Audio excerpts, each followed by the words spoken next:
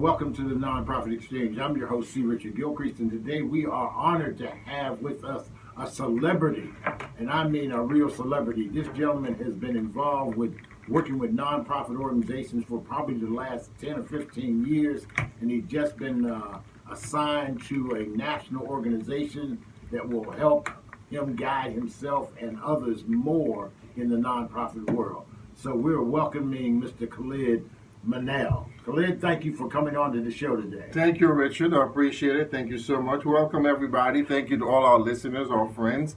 Welcome to the Nonprofit Exchange. Yes, and so having you here today, we wanted to make sure that we get the audience to understand. Today, we're going to touch on a subject that I think is near and dear to every nonprofit, and that is that whole idea of these board members. These people who come on to your organization and are willing to assist you in some way. And most of the time, they have a misconception about what it is to be a board member. So, Khalid, we're going to cover that today. So Yes. let's talk about the first thing a board member, you want to talk about a board member doing. Well, it's going to be a wonderful show because whenever we're talking about nonprofit here, we're talking about folks who come together to make a difference in the community, to change lives and have an impact. And you can look back and find out so many young people now, adults, were touched by someone who were doing some kind of volunteer work or some kind of nonprofit outreach community service. So what we want to do today, Nonprofit Exchange Show today, Richard, definitely we want to talk about one major element, one critical element, a part of your organization is your board. Yes. Okay. Now, nonprofit, all of them must have to have a board. Okay. So some of the things people normally we ask is that, how do I put my board together? Yes. Okay.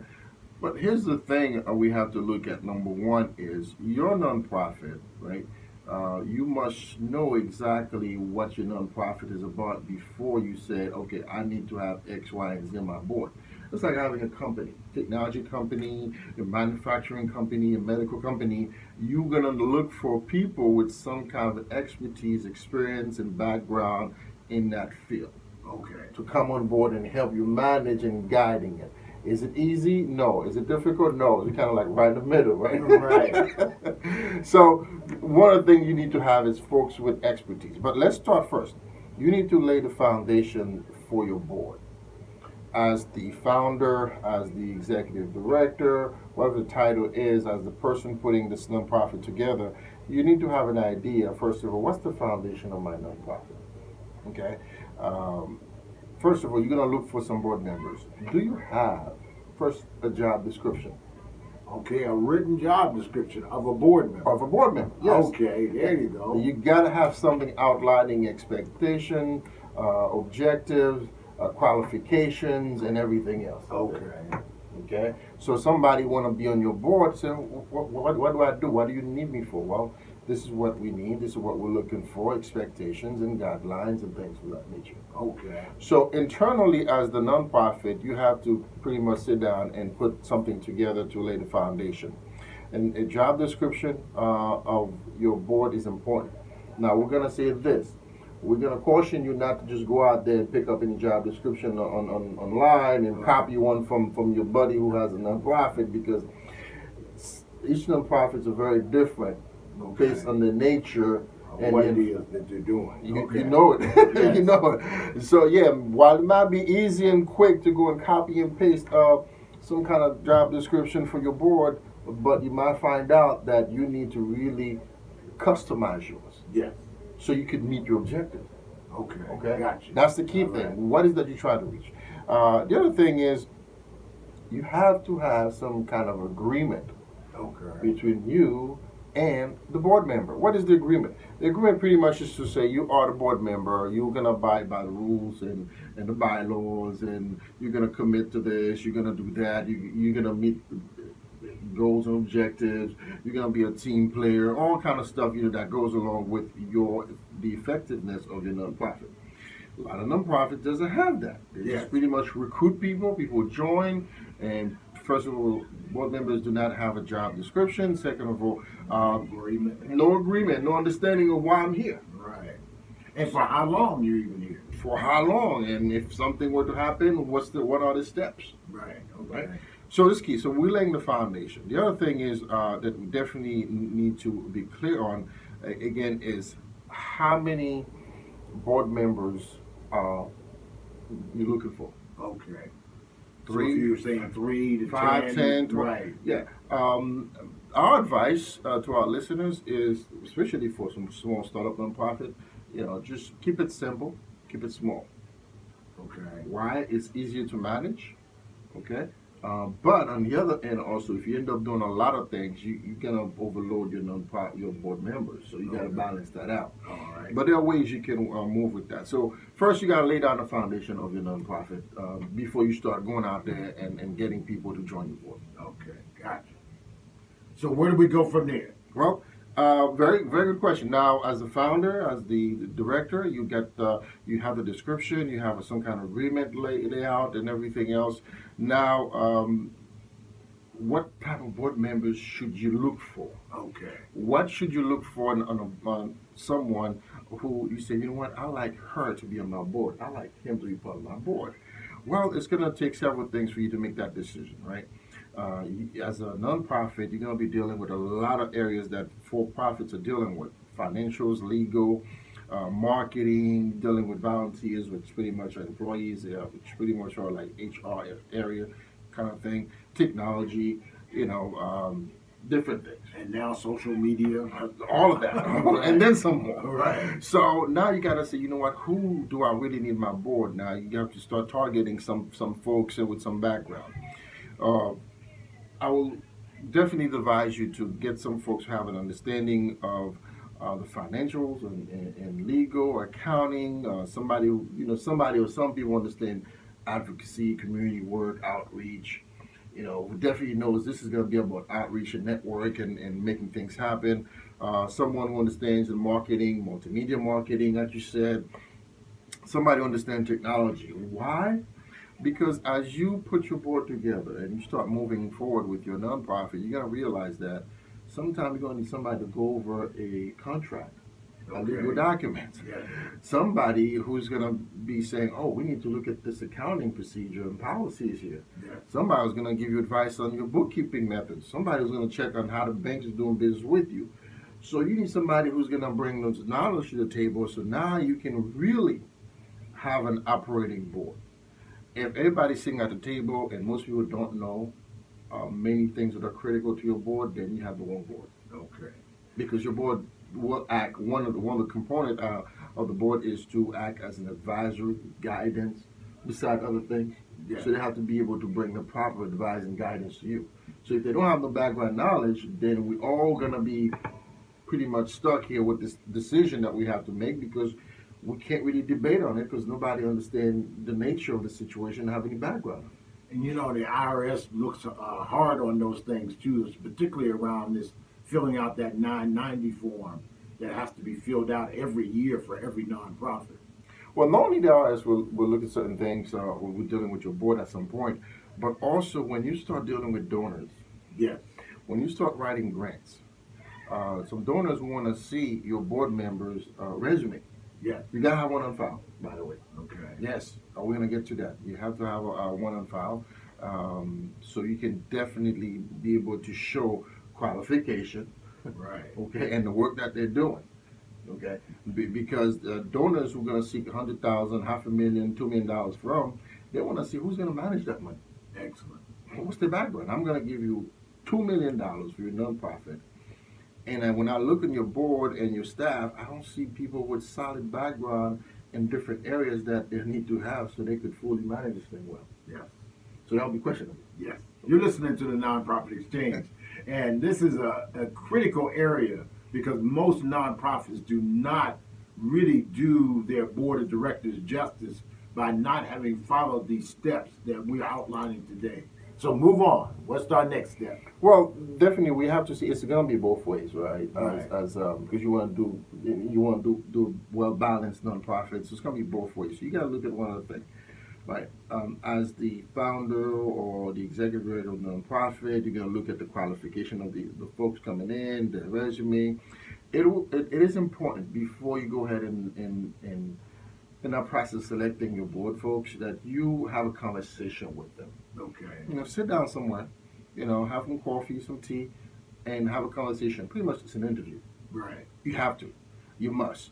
Because it's always good to be part of something, but it's always very challenging now when you're part of something to really engage and produce because what if you realize, oh my God, this wasn't it for me?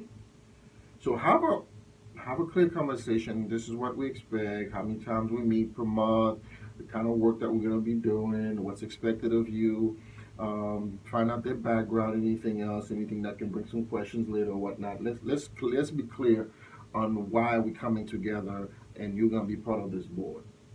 Have a conversation with folks and let them ask you questions and answer them and ask them questions and make sure you get the answers so both of you will be a good match. Excellent. Because here's the thing, a lot of board members, unfortunately, they join an organization for several reasons. And it's out there. People join a board because, hey, it's going to be looking good in my resume. Right. Right? It's always good anyway to serve and to be part of something prestigious like your nonprofit. But also, on the other end, as the nonprofit, are you getting quality people to come in and do some work? Right. Or folks are going to just pretty much come and tell you what to do and don't produce anything, and when you ask for help, nobody knows, when to put the right foot or left foot forward. Yeah. So it's critical because that's gonna make or break the success of your nonprofit. If your board members are not working with you, with each other, they're not working towards the goal of your nonprofit. Excellent. So now I think a lot of people don't understand that part of it because most of the folks who start a nonprofit actually get in it and start doing it all by themselves and never even think about that the board was just somebody who made it legal. Exactly. And again, for a lot of people, they start a nonprofit, out of goodness of their heart. Right. It's great. A passion is there. They want to make a difference. They want to make an impact. That's wonderful. But it will take also some tools, some resources, some know-how to really be effective as a nonprofit. And one of them is, of course, having a board that is functional, productive, and really moving the vision of the goal of the nonprofit forward. Excellent. See, it's critical. So now we got some other things that a board member should do, particularly when it comes down to the whole resource development. Talk about that from your experience. You see, as we said earlier, you're going to look for folks with certain backgrounds and understanding of finance, legal, advocacy, marketing, folks who knows how business functions and operates, these kind of things, right? Why? Because your board, one of the job of description of your board is to help put the budget together. Yeah. That's massive. That's massive if people don't know how to allocate certain funds and how to really put things together so it could make sense financially. Okay, I mean, we can't go into that. It will take the entire program. Right. The other thing is the board will be engaged in helping to put programs together, evaluating stuff. Okay. The board will be engaged in definitely in putting some kind of fundraising together. What if, they don't know, they don't have that background? What if nobody knows how to? Okay, the board will be engaged in navigating the challenging situation. Let's say you have a place and now you have to get out. Who's going to negotiate the contract? Who's going to review the contract? Who's going to look at different things with the city ordinance and find out, if that place will be good and that place will be better for you. So, a board knowledge is important to have on your board. And and this is the area where I find the most critical when you start talking about executive directors. They find themselves in the position of having to be the person that knows how to do all this stuff themselves, as opposed to calling on their board members. And I think that this is where most nonprofits have a major issue because the board doesn't know certain things and they leave it up to the executive director or chairman or whatever to try to do all that stuff. And it can't be done. It really has to be done with the combination of this team building that you're building called a board of directors and the chairman or executive director. And the misconception sometimes is from both sides, but the board members will usually, you find out, they come with the understanding that I'm part of this board, The director reports to me. Okay, that's it. That's good. That's great. I vote yes. I vote no. But they don't understand that even the day-to-day operation of that of the nonprofit, they are part of it. Yeah. And here's the thing that we're going to touch upon in a minute is there's a process also yearly that needs to take place. Is your board evaluation.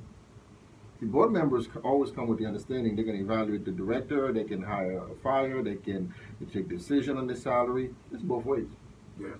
The director can and should evaluate the board members. Yeah. Do they come to the meetings? Right. Do they meet the guidelines expectation? Are they team player? Are they producing works? Are they advocating on the behalf of the organization? Yes. Yes. Both ways. Both ways you evaluate each other because why? Because we're working together for the benefit of the organization. What if I'm a board member and let's say we have 6 meetings, per year, and I only show up to one, Right. and I every now and then I show up and we try to raise $50,000 and I come in and I get involved and I don't raise anything and then they hardly see me. I'm not responding to emails and a conference call. They can't find me. Then that's not going to help the organization. So the director also can evaluate the board members and should and must. And that's why that agreement comes into play a lot more. Because if you've agreed to do these things, come to the meetings, actually support the fundraising activities. Right.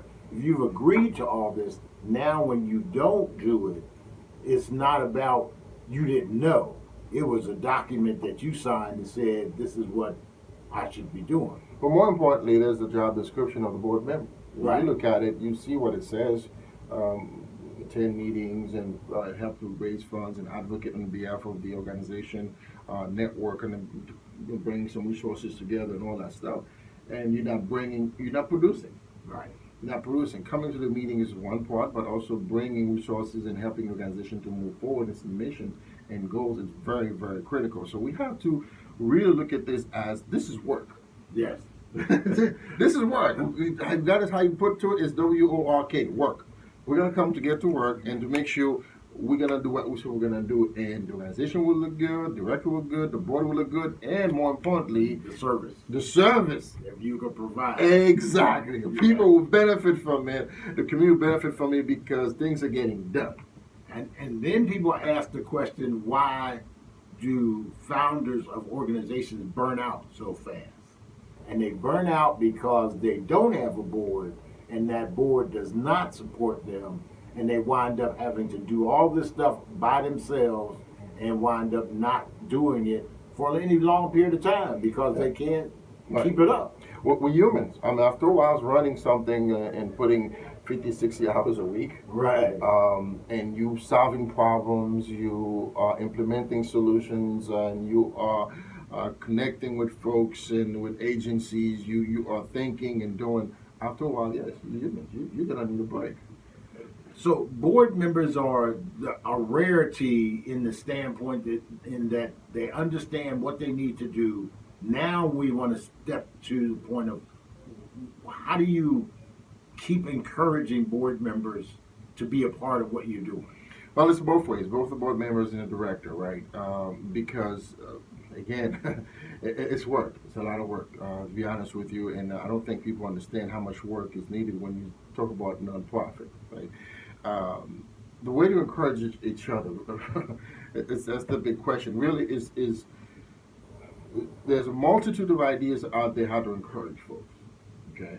I think the number one thing is to always acknowledge people. Okay. What they're doing, how they're doing it, who's really making things happen.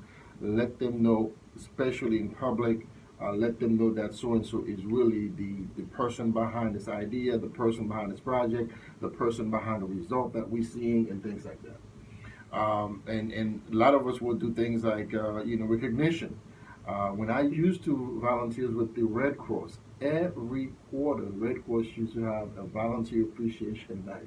Right. And I have so many certificates from the Red Cross. Yeah. Because they let folks know, like, this is the volunteer night. We come in, we got pizza and then some snack and things like that. They recognize you get a certificate. They publicize your name, say, the volunteers of the month. They recognize your birthday, which is great. They recognize a milestone in your life. You get married, or you're graduating, or you bought a house. They're making people know these are the special folks who are part of my board. Okay, and so many other ways. You give plaques, you give trophies, you put their name on the wall. They have special parking. They have a dedicated things for them, and many other things you can do. There's a multitude of ideas to encourage folks, let people know that you are special to the nonprofit. So now, should nonprofits seek, how you say, advice or advisors or people like to help them move their nonprofits? In other words, if you got a board of directors, who's supposed to be helping to train that board of directors? Good question. Who's how you say, putting energy into that board? Here's the thing about nonprofit: people will jump into it, and thinking that their passion alone will keep things going. Right. Don't realize they're going to need some professional help, some experts to come along to help them with different areas. So what you do need to be effective as a nonprofit, you do need some coaching, some mentors to come along, some professionals who guide you through both the launching, development process, and the managing process of your nonprofit. You need that. And if you don't make that investment, time, money, and energy towards having the right people around you, you're going to make some mistakes. But having the right people will reduce the mistakes, but also increase the effectiveness of you running this nonprofit. So I urge folks to really look at, okay, number one, who's guiding you through that process? Who's giving you some advice? Who's training the executive director on the many issues? Who's training your board? Who's doing some coaching for your boards? Who's doing some board retreat, bringing some new knowledge, and talking about, for example, the new RS tax laws? Right. So far, a lot of nonprofits that I do know, they don't know about the new RS tax laws that just came down last year, 2018, how it's going to impact their nonprofit and even the churches. So when you have folks coming in and as coach or mentors and guiding you through that process, it is for your benefit, because what they're doing is pretty much giving you extra light and guidance on your road and your path towards success. And it's really important from what I'm getting now, this particularly from you, Manel. You've been actively involved in this a number of years, and you're being assigned to this new organization.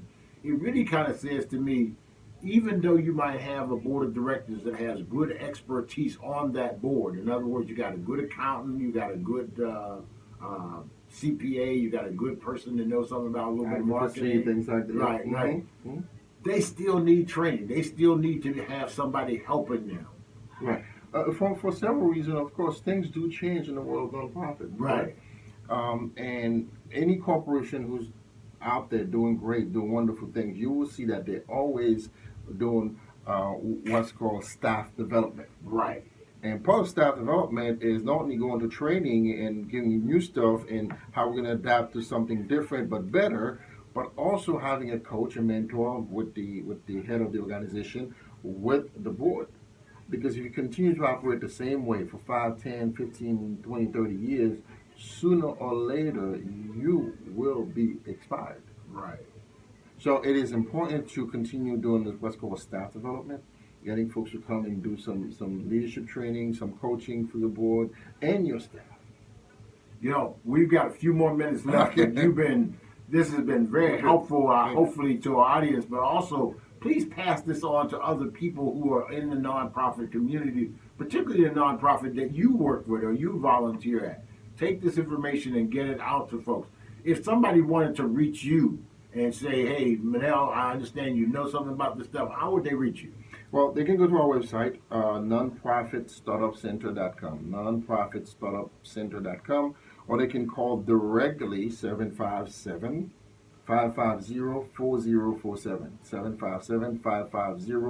757-550-4047.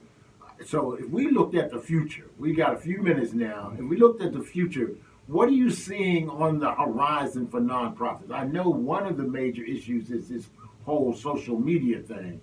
but I think it's having a major effect on the fundraising of nonprofits.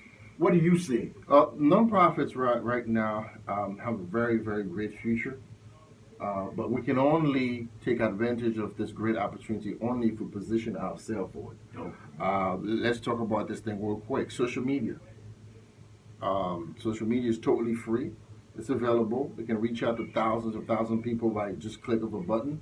You can recruit volunteers, recruit board members. You can do fundraising. You can do marketing. You can publicize your events and activities up there, all free. But the other end also, if you don't adapt and embrace it, then you have a problem because everybody is in social media. So you need to really adapt quickly to social media trend, the way things are going right now. Video, a 30 seconds video that you need to announce a new initiative or give a report on an idea and things of that nature. But also what's needed is implementing it and make it part of your nonprofit. So that's why I said there's a bright future for nonprofits, but also a lot of nonprofits they're not embracing that future because they're not adapting to it. Okay. Also, when you look at the generation that we have right now, they are result oriented, result driven, and that's good for nonprofit because you want to see a result in what you do. Right. Okay. So we need to adapt to the mode to the way that the young folks are operating today because that's the way they're thinking, and it's great. Because look what's been going on in the last 5, 10 years. All the big movements we've seen, social and political, they were driven by millennials with the ideas of things that they believe in, and they hit the ground running. And before you know it, what happened? There was some impact in society. Right. Was the 1% movement, Right. Black Lives Matter, the Me Too Matters, a bunch of them, environmentals. Yes. Dealing with the environment in terms of the Climate control. climate control. Thank you. Right. See, you see this thing just lit up like wildfire. Right. What? And things going viral. Viral in a second. Yes. Something is happening in Europe, in Africa, in Asia within seconds. You click, it's all over the world within 24 hours. Yes. See? So nonprofits, that's you. So you gotta embrace it, adapt it, and make sure that you just make this thing work for you in every area, whether it's promoting your activities or fundraising and you name it. And I think one of the major issues is how to get people involved with you that know how to do that and quit trying to do it all yourself. I think most nonprofits are still trying to stay in that mode where I've got to do it. The executive director's got to do it, and nobody else can do it but the executive director. And I think that that's where major issues come in because nobody today can just do it all. It just cannot be done. If you're going to run a nonprofit today, you've got to be able to take in volunteers, give them the opportunity to do what they like to do best, and let them go at it. Well, we have to see the impact. We have to be real to see, okay, is it working with just me doing everything, or will it be working if I have a few good folks around? Right. And as you're dying and you keep believing, oh, this is great stuff I'm doing, well, it's in your mind, it is, but really just being expired. So it is important for nonprofit leaders right now to adapt quickly and to embrace the tools that are out there. Whether it's technology, or whether it's working with millennials, whether it's the way things are done to be more effective. Yeah. You can't put letters in the mail nowadays expecting people to send checks to you. Right. Right away. Now, with the click of a button, you can send a mass email out or text giving system, and next thing you know, you get your money. See? Right. So, adapt, embrace the new tools, and watch it grow because whenever you take technology and all this great stuff out there, you marry it with nonprofit, you surely have good results. Yeah. Well, our time is almost up. We are looking forward to your response to this because we're going to post this on social media. Yes. And it's already being posted on social media so that you can start to look at what it is that your nonprofit needs to do for the future. A plan for the future is important for nonprofits now. You got to start planning for the future. You got to know that there's somebody in you're on your nonprofit organization that's helping to plan for the future because we just passed 2019. When I say past, we're in it now. Mm-hmm. But 2020 is supposed to be even worse when it comes down to the tax situation and the giving situation for people having a nonprofit organization. And we're going to be teasing you more with that in the future. So look at, there's ways for you to start doing better with your nonprofit if you are looking at the future and now getting the information that's going to be important. Brother Manel, we want to thank you so much for coming on Appreciate it. today. And again, give them where they can reach you at and what your organization is. Quickly, the website is nonprofitstartupcenter.com, and our phone number is 757-550-4047. You've been listening to the Nonprofit Exchange. I'm your host, C. Richard Gilchrist. Please, again, look and listen more in the future about what is the nonprofit community doing in the area. And next week or during the future shows, we're going to be talking to the Hampton Roads Community Foundation. We're also going to be talking with some of the people who are dealing with a lot of housing issues in the area. And of course, on my favorite subject, we're always going to be talking about what our young people are doing and the nonprofits that help them. So again, you've been listening to the Nonprofit Exchange. I'm your host, C. Richard Gilchrist. Thank you for listening.